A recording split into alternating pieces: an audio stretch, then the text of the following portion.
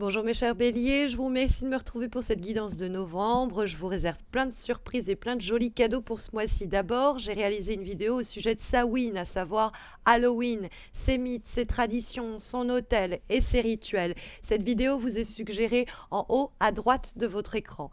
J'ai également réalisé des guidances amoureuses trimestrielles pour chaque signe et qui couvrent cette fin d'année. Leur playlist vous est également suggérée en haut à droite de cette vidéo. Mais j'ai aussi plusieurs choses à vous offrir. Le premier cadeau repose sur un concours qui vous permet de remporter l'édition spéciale du New Chapter Tarot. Le coffret est un vrai bijou. Pour y participer, regardez également la vidéo suggérée, toujours en haut à droite de votre écran. Et donc cette vidéo, celle sur Halloween ou encore la playlist des guidances amoureuses trimestrielles, eh bien vous les verrez suggérées en fin de cet horoscope ou plus simplement sur ma page d'accueil. Et puis comme dernier cadeau ce mois-ci, je vous propose un concours permettant à 2 d'entre vous de remporter une consultation privée avec moi. Il y aura donc 2 gagnants et 2 tirages à gagner. Pour cela, il vous suffit de vous abonner à ma chaîne et de liker cette vidéo d'une part, et soit vous pouvez commenter cet horoscope en m'expliquant comment il résonne ce mois-ci en vous, et donc un de ces commentaires sera sélectionné et remportera un tirage personnalisé, ou alors, seconde façon de gagner un tirage, et il y a moins de personnes qui le font de cette façon, donc plus de chances de gagner, vous pouvez indiquer toujours en commentaire de cet horoscope le réseau social, que ce soit Facebook ou Insta, sur lequel vous me suivez, et votre pseudo sur ce réseau social si vous en avez un. Et un de ces commentaires-là sera sélectionné et remportera l'autre tirage. N'oubliez pas qu'en plus, vous pouvez me retrouver chaque semaine sur Insta et sur Facebook pour des guidances et bien précisément hebdomadaires. Vous avez les liens de mes pages dans le descriptif de cette vidéo, mais on va se recentrer à présent autour de ces énergies de novembre, mes chers béliers, avec une très belle carte pour la direction du mois.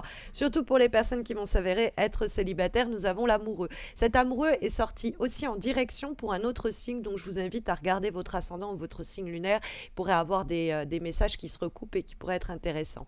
Mais c'est vrai que pour les personnes qui sont célibataires, pour les personnes qui sont séparées, il y a une possibilité de réconciliation éventuellement, mais surtout de nouvelles rencontres. Je parle de rupture parce que cette carte de l'amoureux dialogue avec la carte du 10 d'épée et qu'elle peut nous parler effectivement de rupture. Mais l'amoureux, ce n'est pas que les sentiments amoureux. L'amoureux, c'est aussi les décisions. Alors les décisions de couple, hein, c'est évident. Les décisions prises avec le cœur, ça c'est aussi un fait. Mais c'est le libre arbitre et c'est l'idée de choisir son chemin. Or, cette carte de l'amoureux, qui est la lame majeure de votre tirage et qui donne la direction à votre mois de novembre, elle dialogue avec la carte du 10 d'épée, que l'on trouve quant à elle dans la vibration. Et le 10 d'épée, c'est une carte qui marque la fin d'un cycle souvent pénible. C'est une période délicate qui se tourne, une page qui se tourne d'une période délicate qui s'achève, et c'est ainsi, c'est mieux ainsi. Mais c'est vrai que le 10 d'épée, on peut y avoir laissé quelques plumes.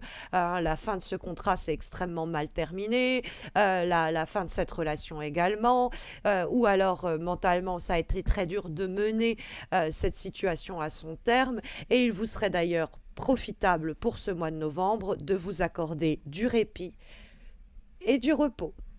La carte du 4 d'épée que l'on trouve dans les éléments positifs pour les semaines à venir qui vont vous renseigner sur ces éléments, les attitudes et les actions à mener, en tout cas qui vous serait profitable, eh bien, c'est le 4 d'épée qui nous la signale. Or, cette carte-là, cette énergie-là du 4 d'épée, c'est le besoin de faire un break. C'est le repos et un moment de calme. Hein. C'est l'idée qu'il y a eu une période peut-être trépidante et pas forcément toujours très réjouissante. Et il y a le temps nécessaire pour ralentir, se détendre, se trouver, se retrouver. C'est s'accorder ce moment pour éviter un burn-out, pour aussi se remettre peut-être des blessures amoureuses éventuelles passées. Il y a un temps inerte mais qui est nécessaire. Ça peut être quelques jours, hein. C'est pas la nécessité que tout le mois soit à passer au calme. Mais il y a un temps qu'on va prendre pour se recharger, pour peut-être aussi plus simplement digérer les énergies du 10 d'épée. Ça s'est pas bien passé avec cette personne, cette situation-là n'a pas abouti comme on le souhaitait, ce boulot boulot-là, c'est terminé, cette relation s'est achevée. Bon, il y a quand même l'idée d'une finitude avec le 10 d'épée, on ne peut pas le nier. Mais avec le 4 d'épée, du coup, on peut nous dire, eh bien, il faut s'accorder un temps de repos. Peut-être que ces événements, ils ne surgissent pas en novembre, peut-être qu'ils ont surgi en septembre ou en octobre, et on ne s'est pas accordé le temps de respirer, de digérer tout cela. On a été en train de s'agiter, en train d'essayer de trouver un nouvel emploi, en train d'essayer de trouver un moyen de se rabibocher ou un moyen de rebondir, alors qu'il y a un temps de digestion, un temps un peu de repos de l'esprit qui va nous permettre de recharger pour prendre de nouvelles décisions capitales, pour se réorienter, pour voir de nouveaux chemins s'ouvrir à nous aussi avec la carte de l'amoureux. Et donc ce 4 d'épée, c'est un épuisement que l'on peut de la sorte s'éviter, ou alors c'est un épuisement duquel on doit se remettre. Ça peut être un épuisement physique quand on trouve le 7 de bâton dans les obstacles et qui nous parle d'une période assez stressante, ou ça peut se jouer sur le plan mental et de la communication quand on voit le 10 d'épée en vibration. Mais quoi qu'il en soit, quelle qu'ait été la route difficile qu'on a parcourue et les obstacles délicats qu'on a dû surmonter, c'est un besoin de reprendre son souffle pour de nouveaux défis, de nouveaux challenges que l'amoureux va nous signifier. Donc c'est comme l'idée de on reprend son souffle pour repartir, hein. Donc, c'est l'idée que je prends un peu du recul comme je prendrais un peu de l'élan au final. Donc, on se rééquilibre intérieurement, on se rééquilibre aussi physiquement, on prend une pause dans une relation, on prend une pause dans une situation. Il y a le besoin de récupérer, hein. Il y a cette idée-là. Et effectivement, on trouve le 7 de bâton qui est une carte qui va souvent illustrer le fait qu'on court un peu à droite à gauche, qu'on est toujours sur le front, que on s'agite et que bon, ça ne donne pas de résultat si la carte se trouve dans les obstacles pour le mois de novembre, nous disant bon bah voilà ce qu'il faut surveiller, voilà ce qu'il faut prendre en compte et ce qu'il faut éviter de faire, voilà ce sur quoi nous met en garde le tirage. Et ce 7 de bâton, c'est une possibilité, donc on s'est un peu divisé entre mille et une tâches et qu'on a été très très vaillant ou vaillante, hein, dans les actions qu'on a menées, mais on est très fatigué et on va pas pouvoir se lancer dans une nouvelle bataille, entre guillemets, dans un nouveau défi, dans une nouvelle relation, si on n'a pas pris le temps de la digestion, du repos, hein, parce que on va être juste stressé par ce qui arrive dans cet enchaînement d'événements. Et le 7 de bâton, c'est vrai que c'est une carte de passivité. Et quand elle pose problème, c'est l'idée qu'on est peut-être des fois envahi par une situation. Bon, ça peut être par ce 10 d'épée, et qu'on se dit que la meilleure solution, c'est ne pas agir pour le moment. Il n'est pas question d'être passif ce mois-ci. Il est question de s'accorder un repos. La nuance est énorme. C'est-à-dire que faut pas que vous vous disiez ah oui, donc en fait, les cartes me disent que je dois rien faire, que je dois laisser couler, et que puis qui vivra verra. C'est pas la question, c'est vraiment l'idée que vous avez un choix important à faire. Il y a une page qui se tourne, mais il ne faut pas s'agiter dans tous les sens. Il faut un moment, paf, se recentrer. Il faut se retrouver.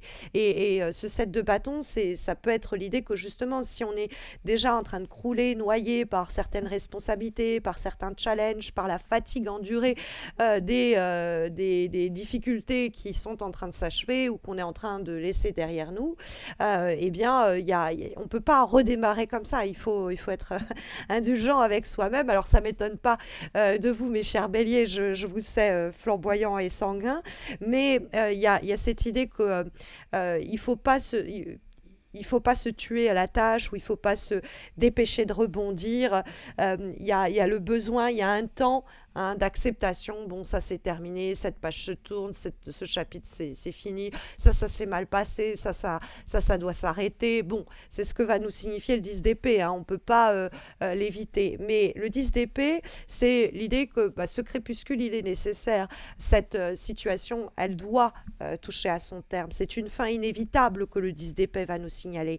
Et c'est mieux comme ça permet ensuite une régénération. À partir du moment où on a conscience conscience, entre guillemets, des ruines, on sait que bon, il n'y a plus rien à sauver, c'est terminé, et qu'on doit passer à autre chose, eh bien, il y a une guérison en vue, il y a une régénération en vue, mais c'est parce que on accepte ou on décide d'en finir avec une situation, avec une relation, avec un projet.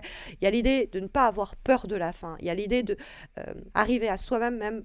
Allez, c'est moi qui vais tourner cette page-là. Je ne vais plus ignorer cette situation-là. Je ne vais pas laisser la situation se dégrader. Et puis, de la même façon, toutes les situations qui vont me demander trop d'efforts, trop de sacrifices, qui n'arrivent pas à avancer, je vais m'en délivrer aussi et je vais m'en débarrasser. Il y a des choix importants qui sont faits, qui peuvent être un peu irrévocables, mais qui doivent nous libérer d'une certaine déception ou fatigue que le 7 de bâton peut nous signifier. Et en guise de direction, pour ce mois de novembre, nous trouvons donc la carte de l'amoureux. Donc c'est vrai que ça, c'est l'idée normalement rupture amoureuse, licenciement, démission et un nouveau choix qui s'opère, un nouveau choix qui s'offre à nous. Donc ça, c'est terminé, donc ça s'achève, on doit reprendre son souffle, la situation a été stressante, donc il n'est pas question d'être passif, mais juste reprendre ses esprits, se recentrer, se retrouver et prendre de la sorte la bonne décision.